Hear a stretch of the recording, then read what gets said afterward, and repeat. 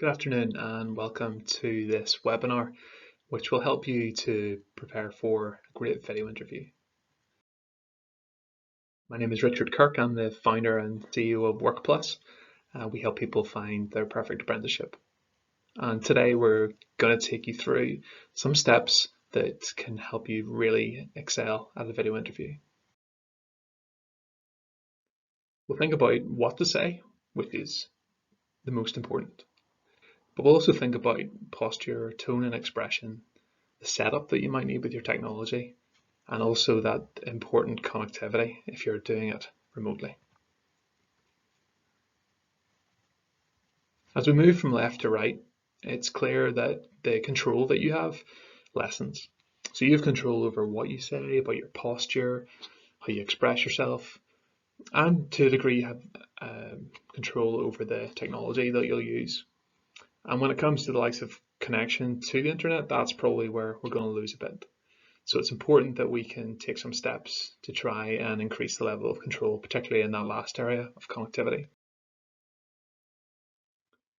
What do you say? Well, you've made an application to a company. They will have pored over that before the interview. So it's important to reread it to make sure that you know exactly what you said and then that you can back that up at an interview. A great deal of uncertainty at the minute about academic qualifications. Those grades that will be given out in August, the exams not happening, but they are interested in the whole you, not just your academic achievements. They want to know all the things that go on in your life to make you who you are. And importantly, they want to hear why you want to become an apprentice with them. Because it may have been your careers advisor or a parent that helped you find WorkPlus, but it's about you now. It's about you. Why do you want to be an apprentice? It's important to get that across in an interview. The company will want to hear that. And read up about the company. And I don't just mean going to their website and looking at all the projects they're involved in across the world. That's helpful to give you some background. But use LinkedIn. Companies have LinkedIn accounts. The individuals in those companies have LinkedIn accounts as well. You can use that as a tool to be able to find out the recent things that they've been up to. More and more companies are using LinkedIn to tell the story of what they're doing. And it's not just the technical work that they are delivering. They also talk about the bun sale that they had for cancer research, or they talk about the work that they've done for International Women's Day. So it's important that you bring all that to the table as well. It'll show your interviewers that you've really thought this through. And when they do ask you for examples of how you've done things, you might want to adopt an Sbu approach. You might not have heard of this before, but hopefully it'll be helpful for you. They realize that you're not coming with a lot of work experience, but they're looking to see what you've done with whatever experience you've had, whether it's as part of an orchestra or on a sports team, as part of a debating society, or indeed any work experience you may have had. What does SBO mean? Well, the S is situation. That's thinking about the where and when. Behavior, well, that's not good or bad behavior. That's not what we're thinking of here. It's the what did you do? And outcome, well, that's the result. What happened as a result of your behavior in a particular situation? And if they were to ask you, for example, can you think of a time when you worked in a team? What was the most difficult thing about working in a team? So they've asked you for an example. They're not just saying, well, it's sometimes difficult to work in a team because of this and this. They're asking you for an example. So think about the where and when, but don't major on that too much. Say that it was when you were playing that match for your third 11 hockey or your first 15 rugby, and use that as the situation. You don't need to go into the detail of what minute was in, what the weather conditions were like, unless it applies. Just give them a brief introduction to the situation. Maybe about 10% of the answer would be in that area. Mostly focused though on the behavior, the thing that you did. And what's difficult here is that we often talk about we did this, we did that. And of course, if you're in a team, it was the team that did something. But what they'd be interested to know is, what were the specific things that you did? So you're going to have to use the word I rather than we. And I know that doesn't come naturally to a lot of us. but you've got to say, I did this, I did that. It's not saying you did everything, but what were the things that you did and what happened as a result? That's really important.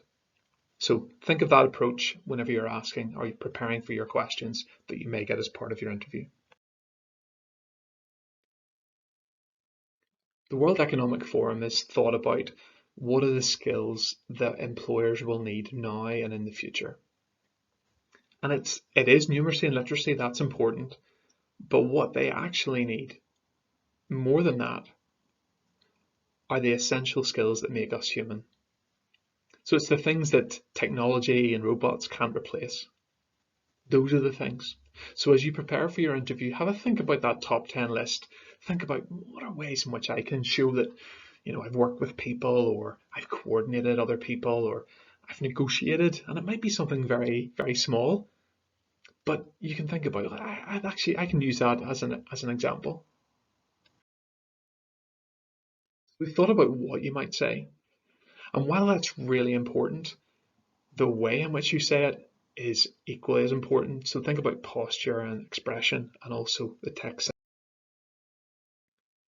Now, from a physiotherapy point of view, this is not a good posture, but it's also not good from a video interview point of view. You'll be seeing the underside of, they'll be seeing the underside of your face, and you'll be crouched over. You'll not be able to put forward your best self. This is a standing desk. I bought one a couple of months ago, and I really feel a lot better when I'm talking on an interview or a webinar when I'm standing up. It makes me much more alert. So if you have the means of doing this, I'm not saying you need to buy a standing desk. You can probably cobble something together at home. I would encourage you to think about your posture, because that will have a real impact on the way you say it. Your tone is really important too. Now, this is going to maybe sound a bit strange, but you've got to smile with your mouth, which is normal, but also try and smile with your eyes. Now, you might not have thought about that before, but you've got to try and have as open and as happy a face as possible. I'm not saying like this guy in the photograph, that it's false. You've got to be authentic, but you've got to smile, because that will actually help you in terms of the way you put yourself across. The interviewers don't want to see someone who just looks like they would rather not be there.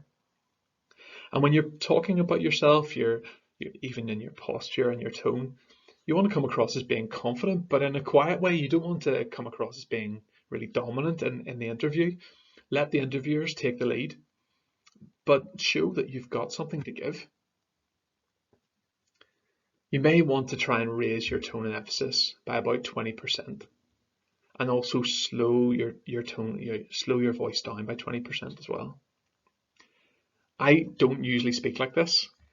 When I'm talking on a webinar, I'm purposely slowing my voice down, and I'm also speaking with a bit more emphasis than I would do if I was just having a normal conversation with someone.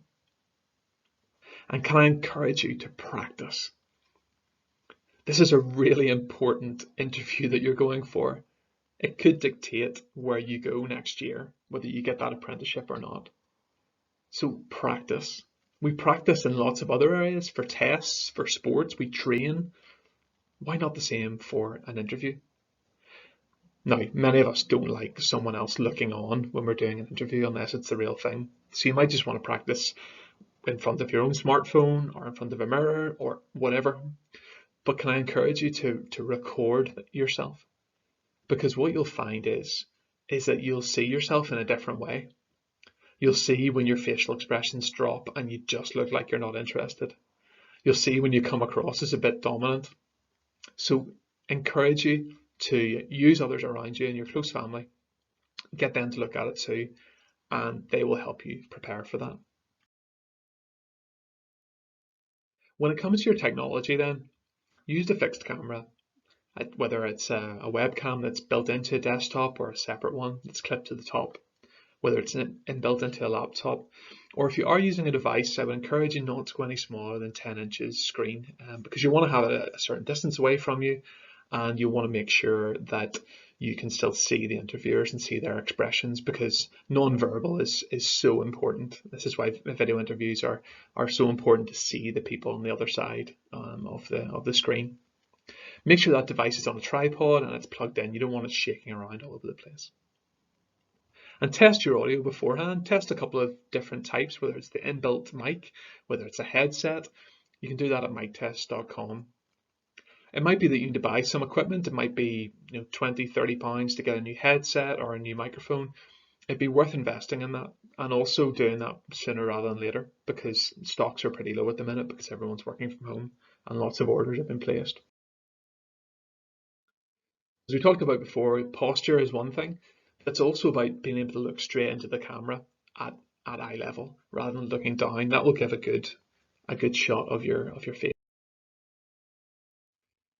So if we were to think about where your eyes should be on the screen, if we divided the screen up into a grid of 3 by 3, where should your eyes be?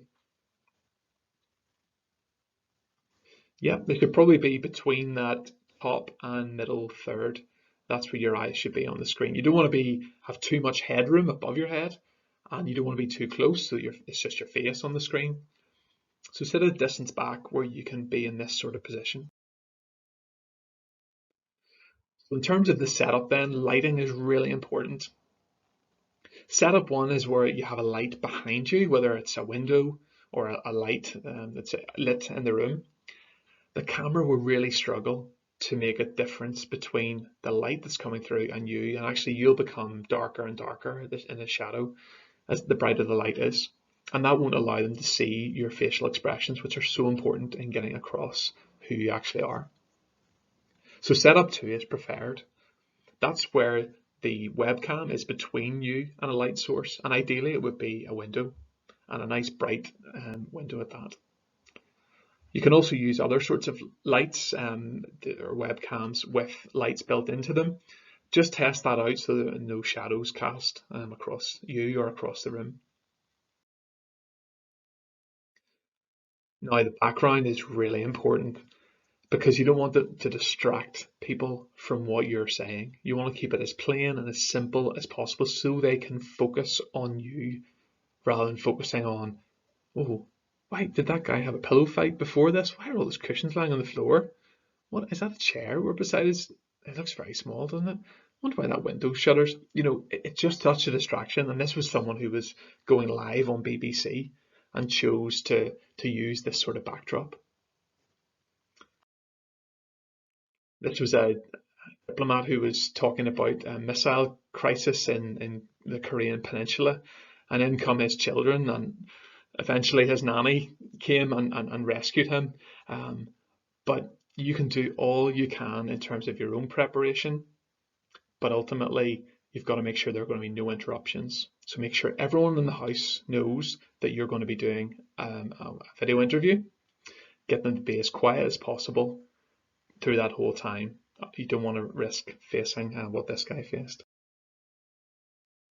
And when it comes to connection then, so you've got yourself prepared, you know what you're going to say, you know that the technology is set up right, but it could all fall based on the connection to the internet. So test your connection speed using something like Speed Test Ookla. Turn off all other devices in your house. You don't want them doing updates or downloads while you're trying to get the most out of the connection. But do have a personal hotspot backup in case Wi-Fi does drop out. It means you'll be able to get on a lot quicker. And it might even be that if you've got a really poor connection speed, sometimes at the minute I'm running at around 7-8 megabits per second, which is causing me to drop out of some calls, which is unfortunate. You might just be better just running your video interview completely off your mobile if your 4G or 5G is going to be quicker than your Wi-Fi. It might cost you a bit of data, but it'll be a good investment in the long run. And if all of it else fails, find a friend with fiber. Find someone who's got that 100 megabit per second connection and go and test it at their house, and then go and do the real thing at their house. And obviously take all the same precautions as you would do if you did it in your own house as well. We've thought through over the last 20 minutes the importance of doing a great video interview and the things you need to think about to get the most from that. It is all down to what you say, but the way you appear on a video interview is so important because that will help the things that you say land really well with the video interviewers. So it's important that you get your tone, your posture, and your expression right, and also that you've got the right technology in place and you're connected suitably to the internet. We really hope that's been of use today to you as you prepare for a video interview, and we wish you every success as you go into that and into the future.